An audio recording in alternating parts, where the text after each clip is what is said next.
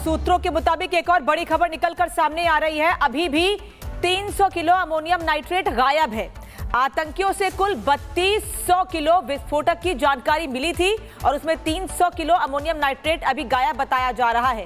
3200 kilo विस्फोटक भारत लाया गया था और 300 किलो अभी भी गायब है। इसके बारे में कोई जानकारी नहीं लग पाई है और यही वजह है कि अभी लोगों से ये पूछताछ की जा रही है कि ये अमोनियम नाइट्रेट कहां रखा गया है। क्या फरीदाबाद में ही कहीं और छिपाया गया है, क्योंकि 360 किलो आरडीएक्स फरीदाबाद से ही बरामद किया गया था, लेकिन अमोनियम नाइट्रेट जिसका इस्तेमाल दिल्ली में ब्लास्ट के लिए किया गया था 300 किलो, उसके बारे में कोई जानकारी अब तक नहीं लग पा रही है। लेकिन सूत्र ये बता रहे हैं कि अब इन लोगों से ये पूछताछ की जा रही है कि आखिर ये अमोनियम नाइट्रेट कहां छिपा कर रखा गया है, फरीदाबाद में या किसी और जगह पर, या कहीं और कोई प्लानिंग है, या इनसे जुड़े हुए कुछ और डॉक्टर्स हैं, क्योंकि डॉक्टर्स की एक पूरी श्रृंखला सामने आई है। करीब 107 डॉक्टर्स के नाम सामने आए हैं और उन सातों डॉक्टर्स के बारे में पूरी जानकारी हासिल की जा रही है। इनमें से कई जम्मू कश्मीर के रहने वाले हैं, एक लखनऊ के रहने वाले हैं।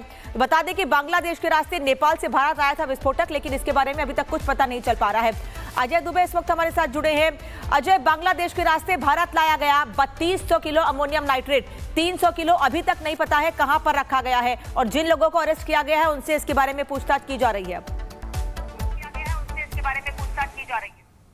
जो ये जानकारी है ये भी पूछताछ के बाद ही मिली है कि जो मात्रा थी इस पूरे पदार्थ की वो कितनी क्वांटिटी में था, और जो रूट है वो रूट बेहद इंपॉर्टेंट हो जाता है। इस रूट में बांग्लादेश में भारत के कुछ हिस्से, फिर नेपाल और उसके बाद तराई हिस्सों से होता हुआ, अलग अलग हिस्सों से होता हुआ हरियाणा तक पहुंचना। अब इस पूरे रूट में कहीं कोई लीकेज है, कहीं स्टोर करके रखा गया है, ये तमाम जानकारियां एजेंसियां इस समय खंगाल रही हैं। उत्तर प्रदेश की जांच एजेंसियां भी इसकी भागीदार हैं। जो इंफॉर्मेशन उन्हें नेशनल एजेंसी से मिल रही है उसके आधार पर उत्तर प्रदेश में भी लगातार जांच की कार्रवाई यहां पर की जा रही है। तो क्योंकि यह मामला बेहद संदेहास्पद है, दिल्ली में धमाका हो चुका है और बड़ी क्वांटिटी में यह पदार्थ बरामद किया जा चुका है। अब इसको लेकर बेहद सख्त तरीके से जांच एजेंसियां पड़ताल कर रही हैं।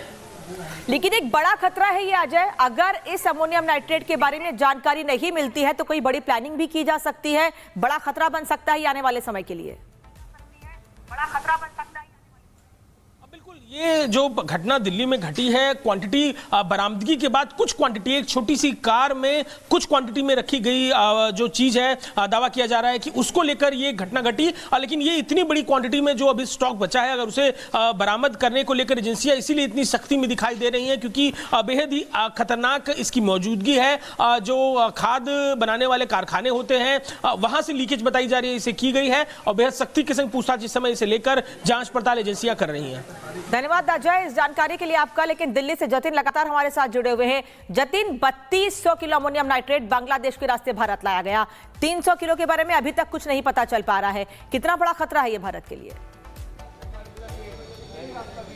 देखिए, सबसे पहले अपने दर्शकों को ये बता देते हैं कि किसी भी तरीके का पैनिक फैलाना हमारा मकसद नहीं है, लेकिन फाइंडिंग्स जो निकलकर सामने आ रही है वो बेहद हैरान कर देने वाली है। लेकिन सबसे पहले उस रूट के बारे में जब हम बात करते हैं, बांग्लादेश से नेपाल, नेपाल से फिर वो भारत में दाखिल होता है और एक लिंक इतने बड़े अमोनियम नाइट्रेट को लेकर यह भी स्टैब्लिश हो रहा है कि किसी कंपनी के जरिए ही इसको इकट्ठा किया होगा। ये कंपनी कौन सी है, इसको लेकर अभी इन्वेस्टिगेशन की जा रही है।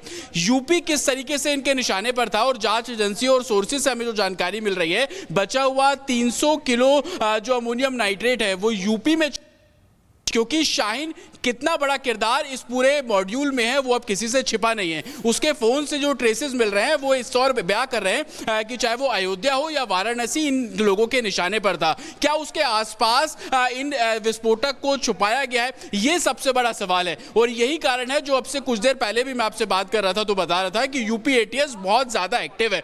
दिल्ली में ब्लास्ट हुआ, उसी के कुछ घंटे बाद यूपी एटीएस यहां पर पहुंची, यहां से कुछ जो ट्रेसेस है वो अपने साथ लेकर निकली है। लेकिन सबसे बड़ी बात, चाहे वो कानपुर हो, सहारनपुर हो, मुजफ्फरनगर हो, शामली हो, लखीमपुर खीरी हो, इन सभी जगहों पर मल्टीपल टीम सेटअप की गई है जो कि रेड्स कर रही है। ना सिर्फ यूपी में, क्योंकि यूपी इसलिए फोकस कर रहे हैं क्योंकि ऐसे कुछ संकेत मिले हैं, कुछ सबूत मिले हैं जो इस ओर इशारा कर रहे हैं कि धार्मिक जो स्थल है वो इन लोगों के निशाने पर थे। और इस समय धार्मिक नगरी के तौर पर यूपी किस तरीके से आगे बढ़ रहा है, चाहे वो राम मंदिर कह लें, वाराणसी कह लें, जहां पे वो घाट है जहां पर भीड़ भाड़ सबसे ज्यादा होती है। कुछ ऐसे टेलीग्राम पेजेस मैसेजेस मिले हैं जिसमें अलग अलग मैसेजेस में भीड़ में जाने का जिक्र किया जा रहा है, भीड़ की फोटोज मांगी जा रही हैं। तो ये तमाम ऐसे सबूत हैं जो कि इस इन्वेस्टिगेशन को और भी ज्यादा गहरा बनाते हैं। लाल किला ही क्यों चुना गया, क्या ये प्लानिंग का हिस्सा था? क्योंकि ये भी एक ऐसी जगह है जो कि दिल्ली में सबसे क्राउडेड प्लेसेस में से एक माना जाता है। लेकिन 300 किलो विस्फोटक का अभी भी ना मिलना, उसके बारे में जानकारी मिलना कि वो एग्जिस्ट करता है,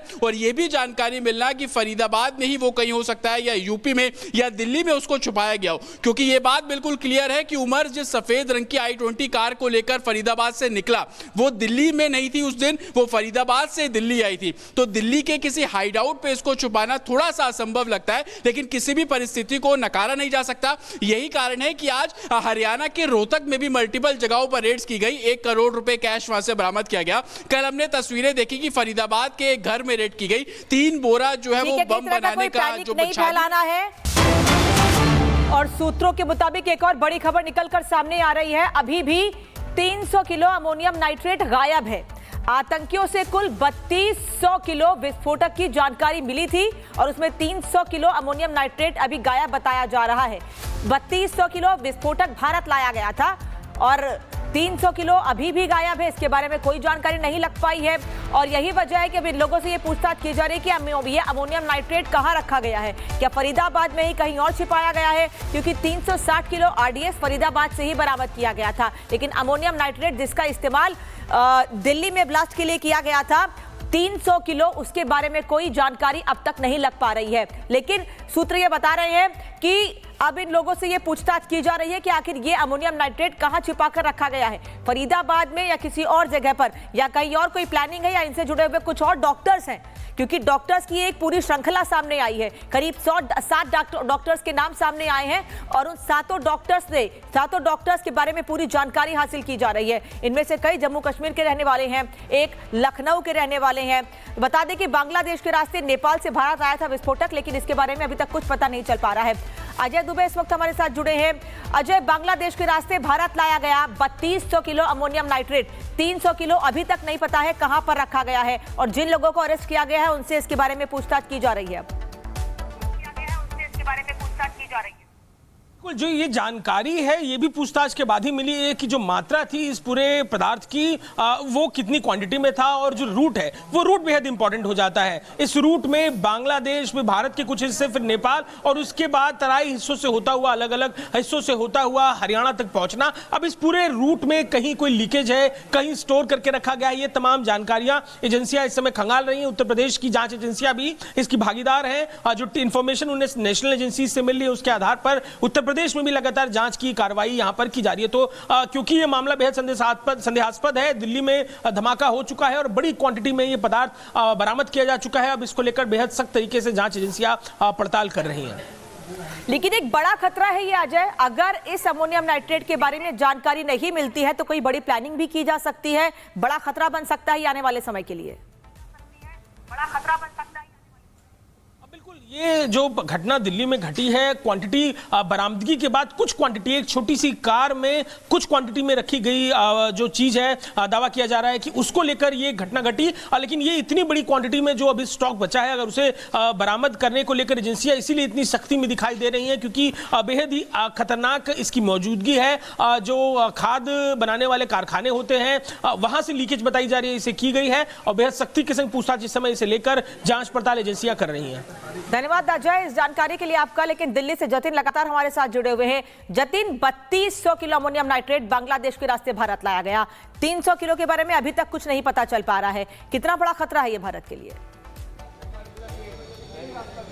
देखिए, सबसे पहले अपने दर्शकों को ये बता देते हैं कि किसी भी तरीके का पैनिक फैलाना हमारा मकसद नहीं है, लेकिन फाइंडिंग्स जो निकलकर सामने आ रही है वो बेहद हैरान कर देने वाली है। लेकिन सबसे पहले उस रूट के बारे में जब हम बात करते हैं, बांग्लादेश से नेपाल, नेपाल से फिर वो भारत में दाखिल होता है और एक लिंक इतने बड़े अमोनियम नाइट्रेट को लेकर यह भी स्टैब्लिश हो रहा है कि किसी कंपनी के जरिए ही इसको इकट्ठा किया होगा। ये कंपनी कौन सी है, इसको लेकर अभी इन्वेस्टिगेशन की जा रही है। यूपी किस तरीके से इनके निशाने पर था और जांच एजेंसी और सोर्सेज से हमें जो जानकारी मिल रही है, बचा हुआ 300 किलो जो अमोनियम नाइट्रेट है वो यूपी में क्योंकि शाहीन कितना बड़ा किरदार इस पूरे मॉड्यूल में है वो अब किसी से छिपा नहीं है। उसके फोन से जो ट्रेसेस मिल रहे हैं वो इस तौर पे बयां कर रहे हैं कि चाहे वो अयोध्या हो या वाराणसी इन लोगों के निशाने पर था। क्या उसके आसपास इन विस्फोटक को छुपाया गया है, ये सबसे बड़ा सवाल है। और यही कारण है जो अब से कुछ देर पहले भी मैं आपसे बात कर रहा था तो बता रहा था कि यूपी एटीएस बहुत ज्यादा एक्टिव है।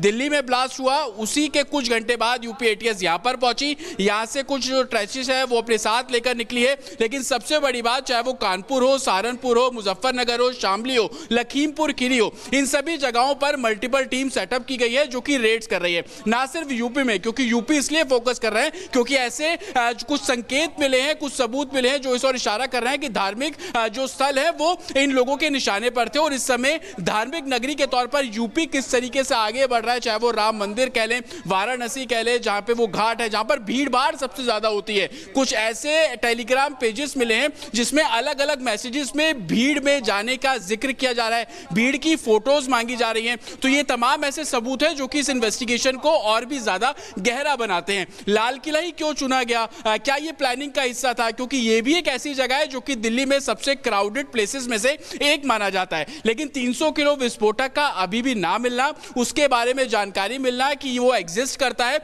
और ये भी जानकारी मिलना कि फरीदाबाद में ही वो कहीं हो सकता है या यूपी में या दिल्ली में उसको छुपाया गया हो। क्योंकि ये बात बिल्कुल क्लियर है कि उमर जिस सफेद रंग की i20 कार को लेकर फरीदाबाद से निकला वो दिल्ली में नहीं थी उस दिन, वो फरीदाबाद से दिल्ली आई थी। तो दिल्ली के किसी हाइड आउट पे इसको छुपाना थोड़ा सा असंभव लगता है, लेकिन किसी भी परिस्थिति को नकारा नहीं जा सकता। यही कारण है कि आज हरियाणा के रोहतक में भी मल्टीपल जगहों पर रेड्स की गई, 1 करोड़ रुपए कैश वहां से बरामद किया गया। कल हमने तस्वीरें देखी कि फरीदाबाद के एक घर में रेड की गई, 3 बोरा जो है वो बम बनाने का जो नहीं फैलाना है।